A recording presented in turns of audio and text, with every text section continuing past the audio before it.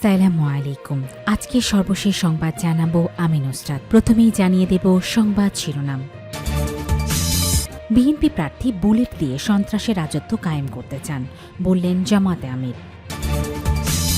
Israeli হামলায় সিরিয়ায় নিহত ১৩। নতুন নোটে ভারতের ৩ অঞ্চলকে নিজেদের দেখালো নেপাল। জনসেবা যাদের পেশা নেশা, তাদের হাতেই জামাতের পতাকা, বললেন আমির। সর্বশেষ জানাবো স্থল বাহিনীর শক্তিকে ইউরোপকে ছাড়িয়ে গেছে রাশিয়া, বললেন ফরাসি গবেষণা। শিরোনাম শুনলেন, এবারে বিস্তারিত। বিএনপি প্রার্থী বুলেট দিয়ে সন্ত্রাসের রাজত্ব কায়েম করতে চান, বললেন জামাত আমির। পাবনার ঈশ্বরদীতে যে সহিংস ঘটনা ঘটেছে তা হঠাৎ করে হয়নি বলে মন্তব্য করেছেন জামাতে আমির ডক্টর শফিকুর রহমান। তাদের দাবি, ঘটনাটি প্রমাণ করেছে ব্যালট নয়, বিএনপি প্রার্থী বুলেট দিয়ে সন্ত্রাসের রাজত্ব কায়েম করতে চান। বৃহস্পতিবার ২৭ নভেম্বর রাতে নিজের ভেরিফাইড ফেসবুক পেজে দেয়া এক স্ট্যাটাসে তিনি এই মন্তব্য করেন। স্ট্যাটাসে তিনি লেখেন, ঈশ্বরদীতে ঘটে যাওয়া সহিংসতার পেছনে বিএনপির দলীয় প্রার্থীর অসহিষ্ণু, অগণতান্ত্রিক ও উস্কানিমূলক বক্তব্য ও কর্মকাণ্ড দায়ী। তার মতে, এসব আচরণ বারবারই প্রমাণ করছে এটি কোনো ব্যালটের লড়াই নয়, বরং বুলেট দিয়ে সন্ত্রাসের রাজত্ব কায়েমের চেষ্টা। জামাতে আমির আরও বলেন, প্রশাসন সুষ্ঠু নির্বাচনের প্রতিশ্রুতি দিয়ে আসছে। এখন জনগণ দেখতে চায় বাস্তবে প্রশাসন কী পদক্ষেপ নেয়। তবে সব সন্ত্রাসীর উদ্দেশ্যে তার বার্তা, জামাত কোনো সন্ত্রাসের কাছে মাথা নত করবে না। তিনি জানান, জনগণের ভোটের অধিকার প্রতিষ্ঠার লক্ষ্যে তাদের লড়াই আরও জোরদার হবে। সন্ত্রাস ও দুর্নীতির বিরুদ্ধে আন্দোলন অব্যাহত থাকবে বলেও মন্তব্য করেন তিনি। তার ভাষায়, ইনশাল্লাহ আমরা থামব না। ইসরায়েলি হামলায় সিরিয়ায় নিহত ১৩। সিরিয়ার রাজধানী দামেস্কের বিভিন্ন এলাকায় ভোররাতে হামলা চালিয়েছে ইসরায়েলি বাহিনী। দখলদার বাহিনীর নতুন অভিযান ও হামলায় সিরিয়ায় ২ শিশু সহ অন্তত ১৩ জন নাগরিক নিহত হয়েছেন। এ সময় আহত হয়েছেন ২৫ জন। একই সঙ্গে সংঘর্ষে কয়েকজন ইসরায়েলি সেনাও আহত হয়েছেন। শুক্রবার ২৮ নভেম্বর আল জাজিরার এক প্রতিবেদন থেকে এই তথ্য জানা যায়। প্রতিবেদনে বলা হয়, ইসরায়েলি বাহিনীর স্থল অভিযান ও গোলাবর্ষণে বেত জিন এলাকার বহু পরিবার ঘর ছেড়ে নিরাপদ স্থানে পালিয়ে যেতে বাধ্য হয়েছে। এছাড়া পুরো এলাকা জুড়ে ইসরায়েলি ড্রোন টহল দিতে দেখা গেছে। স্থানীয় সূত্র আল জাজিরাকে জানিয়েছে, বেত জিনকে লক্ষ্য করে ইসরায়েলি আর্টিলারি ও ক্ষেপণাস্ত্র হামলায় আরও কয়েকজন নিহত ও আহত হওয়ার সম্ভাবনা রয়েছে। অভিযানে ইসরায়েলি বাহিনীর সঙ্গে স্থানীয় বাসিন্দাদের সংঘর্ষ ছড়িয়ে পড়ে। ইসরায়েলি সূত্রে জানিয়েছে, তাদের ২ সেনা সদস্য আহত ও ২ জন সিরীয় বেসামরিক নিহত হয়েছে। পরে ইসরায়েলি গণমাধ্যম ইহুদি ওথ আহরোনেত জানিয়েছে, বেত জিনে প্রবেশ করা ইসরায়েলি বাহিনীকে স্থানীয়রা ঘেরাও করলে বিমান ও আর্টিলারি হামলা চালিয়ে তাদের সরিয়ে আনা হয়। এতে সিরীয়দের প্রাণহানি আরও বেড়েছে। পরবর্তীতে জানা গেছে, ৬ ইসরায়েলি সেনা আহত হয়েছে এবং তাদের ৩ জনের অবস্থা গুরুতর। নতুন নোটে ভারতের ৩ অঞ্চলকে নিজেদের দেখালো নেপাল। নেপালের কেন্দ্রীয় ব্যাংক নেপাল রাষ্ট্রীয় ব্যাংক এনআরবি বৃহস্পতিবার ২৭ নভেম্বর নতুন ১০০ রুপির নোট চালু করেছে। এই নতুন নোটে সংশোধিত মানচিত্র দেখা যাচ্ছে, যাতে কালাপানি, লিপুলেখ ও লিম্পি আধুরা অঞ্চলগুলো অন্তর্ভুক্ত করা হয়েছে। এই ৩টি অঞ্চলই ভারত নিয়ন্ত্রণ করে এবং নিজেদের বলে দাবি করে। নেপালে জেনজির উত্তাল আন্দোলনের কারণে ওলি সরকারের পতনের পর থেকে দায়িত্ব পালন করা অন্তর্বর্তী সরকার, যার প্রধান হিসেবে রয়েছেন সুশীলা কার্কি, এরই আমলে নেপাল এই নতুন ১০০ রুপির নোট প্রকাশ করল। বৃহস্পতিবার নেপাল রাষ্ট্রীয় ব্যাংকের এনআরবি সাবেক গভর্নর মহাপ্রসাদ অধিকারীর স্বাক্ষরিত নোটটি বাজারে ছাড়া হয়। নোটটির ইস্যুর তারিখ ২০৮১ নেপালি বর্ষ, যা ২০২৪ সালকে নির্দেশ করে। ২০২০ সালের মে মাসে কে.পি. শর্মা ওলির নেতৃত্বাধীন সরকার একটি নতুন রাজনৈতিক মানচিত্র প্রকাশ করেছিল, যেখানে লিপুলেখ, কালাপানি এবং লিম্পিয়াধুরা অঞ্চলকে নেপালের ভূখণ্ড হিসাবে দেখানো হয়েছিল।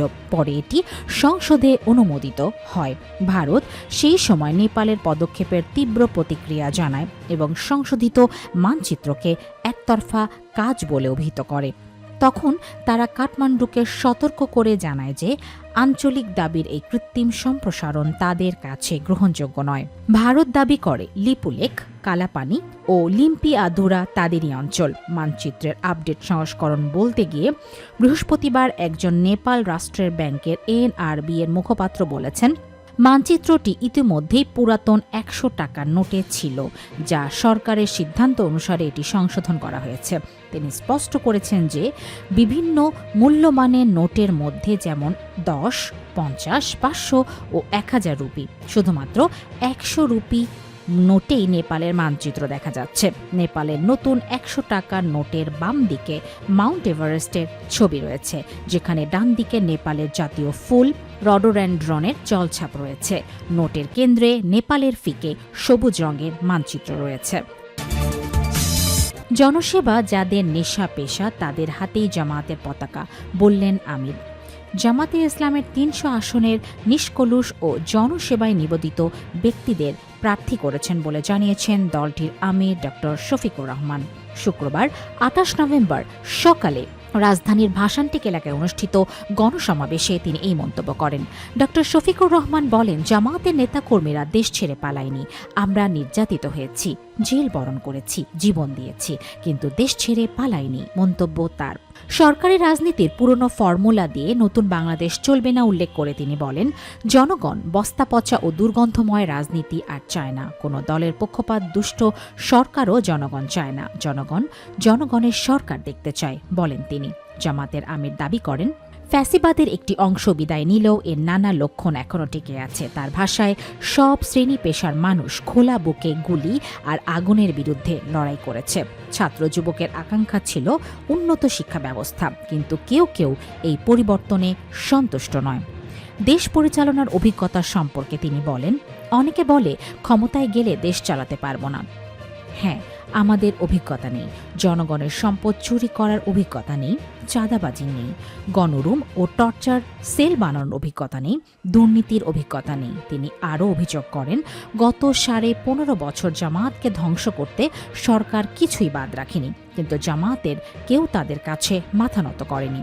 ছাত্র শিবিরের প্রসঙ্গ তুলে তিনি বলেন, ছাত্র সংসদ নির্বাচনে শিক্ষার্থীদের ভালোবাসায় শিবির নতুন ইতিহাস তৈরি করেছে।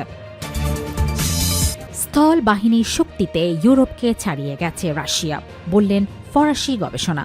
রাশিয়া এখন তার স্থল বাহিনীর সক্ষমতা এবং সামগ্রিক শক্তির দিক থেকে ইউরোপকে উল্লেখযোগ্যভাবে ছাড়িয়ে গেছে। একটি গবেষণার উদ্ধৃতি দিয়ে ফরাসি জাতীয় সংবাদপত্র লে ফিগারো এমনটাই লিখেছে। প্রতিবেদন অনুসারে ফরাসি আন্তর্জাতিক সম্পর্ক ইনস্টিটিউট IFR এর বিশেষজ্ঞরা রাশিয়ান সশস্ত্র বাহিনীর সক্ষমতা ইউরোপের ন্যাটো সদস্য দেশগুলোর সঙ্গে তুলনা করেছেন। তারা দেখেছেন, ইউরোপীয় সৈন্যরা artillery system, shell, strike, drone এবং বিমান বিধ্বংসী ক্ষেপণাস্ত্রের মতো সামরিক সরঞ্জামের দিক থেকে গুরুতরভাবে অপ্রতুল। ইউরোপের জন্য চিহ্নিত আরেকটি দুর্বলতা হল প্রধান অবকাঠামোগত এবং নিয়ন্ত্রক বাধা। এতে করে মহাদেশ জুড়ে সৈন্যদের চলাচলে বাধা সৃষ্টি হবে। ফরাসি বিশেষজ্ঞরা স্থল বাহিনীতে রাশিয়ার স্পষ্ট সংখ্যাগত পার্থক্যের উল্লেখ করেছেন, যে ইউরোপের ৭,৫০,০০০ সৈন্যের তুলনায় রুশ বাহিনীতে প্রায় ৯,৫০,০০০ সৈন্য রয়েছে। ফরাসি আন্তর্জাতিক সম্পর্ক ইনস্টিটিউটের তথ্য অনুসারে যুদ্ধ প্রস্তুতির পার্থক্য এবং ইউরোপের ক্রমাগত রাজনৈতিক বিভাজন এবং ব্যবধানকে আরও প্রসারিত করছে। পশ্চিমা অভিজাত শ্রেণীর কিছু নেতা দীর্ঘদিন ধরে দাবি করে আসছেন, পুতিন ইউরোপে হামলা করতে পারে, তবে অন্য কোনো দেশে আক্রমণ করার ইচ্ছার দাবিকে পুতিন মিথ্যা এবং সম্পূর্ণ অর্থহীন বলে উড়িয়ে দিয়েছেন। জাতিসংঘের সাধারণ পরিষদের ৮০তম অধিবেশনে একটি সাধারণ রাজনৈতিক বিতর্কে বক্তব্য রাখতে গিয়ে রুশ প্রধানমন্ত্রী সের্গেই ল্যাভরভ জোর দিয়ে বলেছেন, রাশিয়া কখনোই ন্যাটো বা ইইউতে আক্রমণ করার কোনো ইচ্ছে নেই।